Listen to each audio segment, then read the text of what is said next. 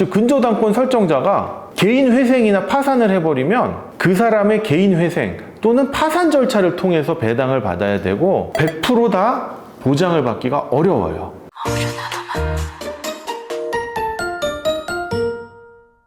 안녕하세요. 신탁의 신 오상민 변호사입니다. 지난 영상에서는 부동산 담보신탁과 근저당권을 비교해서 설명드렸는데요. 이번 영상에서는 부동산 담보신탁이 어떠한 점에서 근저당권보다 우수하고 장점이 있는지에 대해서 보다 자세하게 설명드리겠습니다. 부동산 담보신탁이 뭐 그렇게 유용한가? 차라리 그냥 근저당권보다 나은 게 뭐가 있는가? 이런 생각을 하실 수가 있어요. 부동산 담보신탁이 근저당권보다 유리한 점은 뭐냐면 일단은 자유로운 설계가 가능하다라는 점이에요. 첫째, 이제 법률에 위배되지 않는 범위 내에서 신탁계약으로 자유롭게 규율이 가능하다는 점이고요. 둘째, 채권자의 입장에서는 여러분 한번 보세요. 내가 누군가한테 돈을 빌려줬는데 거기에 담보를 설정하는 것도 중요하지만 그 사람의 소유권을 빼들어오는 게 제일 막강하지 않을까요? 신탁은 내가 뺏어오는 건 아니고 수탁자 앞으로 뺏어놓긴 해요. 여러분 옛날에는 채권자가 돈을 빌려주면요 근저당권을 설정하지 않고 뭘 했느냐면 가등기를 설정했어요. 그래가지고 돈 안 빌려주면 그냥 소유권을 뺏어버리는 거예요. 근데 이게 너무 어떻게 보면 채권자가 횡포고 빌려준 돈에 비해서 너무 많은 재산을 뺏어가니까 가등기 담보 등에 관한 법률, 즉 가담법으로 이걸 규제하고 있잖아요. 그 얘기는 결국엔 뭡니까? 즉 담보로 잡는 거는 소유권을 뺏어오는 것만한 게 없다는 거예요. 그렇기 때문에 채권자 입장에서는 담보 목적으로요, 채무자 또는 그 담보를 제공하는 제3자의 소유권을 뺏어오는 것만큼 가장 강력한 담보 확보 방안이 없습니다.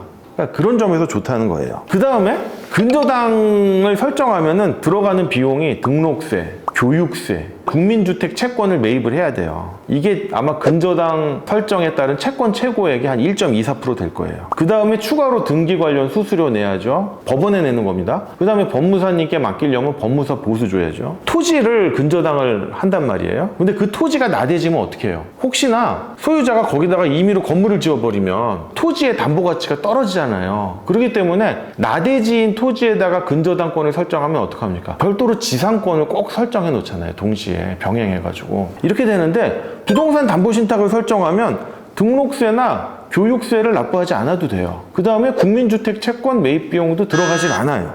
등기를 해야 되니까 법원에 납부해야 되는 등기 관련 수수료라든지 그 등기를 법무사님께 맡기면 법무사 보수도 들겠죠. 그런데 여러분 한번 생각해 보세요. 부동산 신탁회사 인터넷 홈페이지에 가면 표준 신탁계약서라고 그래가지고 이 담보신탁계약서가 다 공시돼 있어요. 그냥 그거 갖다 쓰시면 돼요. 잘 돼 있어요. 아니 그런데 결국에는 담보신탁은 근저당권과 달리 수탁자라고 하는 사람이 필요하니까 이거를 부동산 신탁회사가 수탁자가 되면 신탁 보수가 들지 않느냐라고 하는데 신탁 보수가 근저당권에 드는 비용보다 훨씬 적을 뿐만 아니라요. 꼭 굳이 부동산 신탁회사를 수탁자로 설정할 필요가 없어요. 민사신탁이라고 그래가지고 뭐 저 같은 변호사라든지 법무사 또는 세무사, 회계사 같은 그런 전문 직종에 있는 사람들을 수탁자로 선임해도 되고요. 아니면 가족이나 믿을 만한 친한 사람에게 수탁자를 맡기시면 돼요. 이거는 뭐 이게 네가 변호사니까 이런 얘기 하는 거 아니야 라고 할 수 있는데 솔직히 말씀드리면 변호사를 수탁자로 하는 게 제일 편하십니다. 왜냐하면 그러니까 여러분들 사안에 맞게 부동산 담보신탁계약서를 바꿔드리고 등기를 할 때 변호사들도 다 등기할 수 있습니다. 등기해드리죠. 그 다음에 그 신탁이 최종 종료될 때까지 관리를 하잖아요. 근데 여차하면 공매를 또 행사해야 되거든요. 공매 절차를 진행시켜야 되는데 중립적인 위치에서 법률에 맞게 공매 절차를 진행할 수 있는 사람은 사실 변호사밖에 없거든요. 민사신탁에 있어서는요. 그렇기 때문에 변호사 비용을 아까워하지 마시고 변호사를 수탁자로 하는 게 괜찮고요. 그게 실제로 근저당권보다도 또 돈이 덜 드는 점이라는 거를 좀 알아주셨으면 좋겠습니다. 그 다음에 또 제일 중요한 거. 근저당권을 설정했단 말이에요. 근데 어쨌든 내가 소유권을 갖고 있는 건 아니잖아요. 그렇기 때문에 이 소유자가, 즉 근저당권 설정자가 개인 회생이나 파산을 해버리면 내 근저당권이 물론 별채권이라고 해가지고 우선 변제권을 가지기는 하지만 그 사람의 개인 회생 또는 파산 절차를 통해서 배당을 받아야 되고 100% 다 보장을 받기가 어려워요. 그런데 신탁을 해놨다는 건 뭐예요? 채무자 또는 제3자, 즉 물상보증인이겠죠? 그 사람 소유의 부동산을 수탁자 수탁자 앞으로 이전해 놓은 거기 때문에 채무자나 제3자가 개인 회생이나 파산을 하더라도 이 부동산에 아무런 영향을 미치질 않아요. 그럼 또 여기서 또 똑똑하신 분들 질문해요.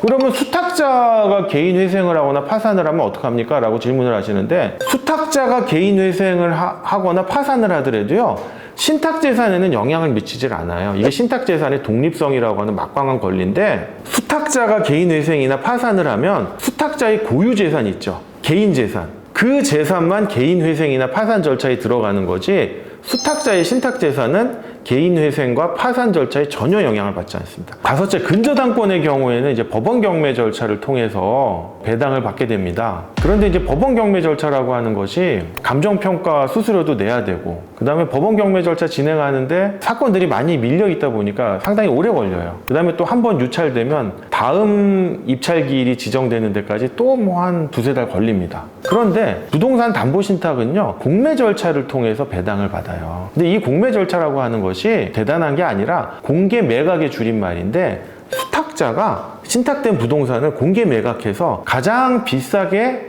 사겠다는 사람한테 파는 거예요. 이제 그게 채권자, 즉 우선 수익자한테 이익이 되니까요. 이러한 공매 절차는 신탁계약에서 정한 바에 따라 자유롭게 약정이 가능하고요. 또 법률상 강행 규정에 반하지 않는 범위 내에서는 매우 자유롭고 유동적으로 정할 수가 있어요.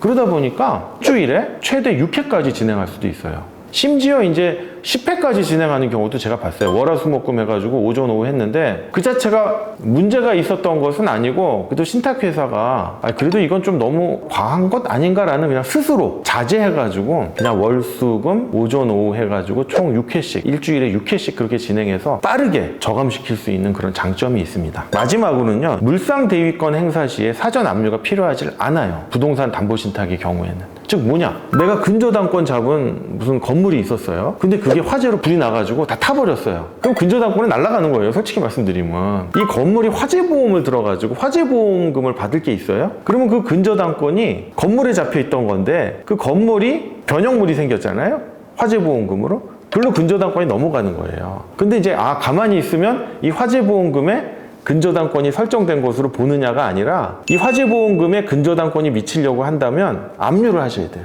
사전에. 그런 좀 불편한 점이 있는데, 부동산 담보신탁의 경우에는 그런 게 없어요. 그냥 신탁재산의 변형물, 대위물에는 당연히 신탁재산으로 간주가 되기 때문에 뭐 이런 사전 압류 절차라든지 그런 게 필요가 전혀 없습니다. 이런 점에서 이제 부동산 담보신탁이 상당히 근저당권보다는 매우 효과적이고 유리한 측면이 있다라고 말씀드렸습니다.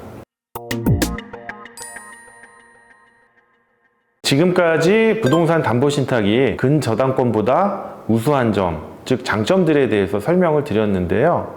이러한 장점으로 인해서 지금은 이제 근저당권보다는 부동산 담보신탁이 많이 활용되고 있고요. 최근에는 민사신탁의 영역에서도 부동산 담보신탁이 많이 이용되고 활용되고 있는 것 같습니다. 본 영상을 통해서 부동산 담보신탁의 장점에 대해 많이 알게 되는 계기가 되었으면 좋겠습니다. 본 영상이 도움이 되셨다면 구독과 좋아요 부탁드리겠습니다. 감사합니다.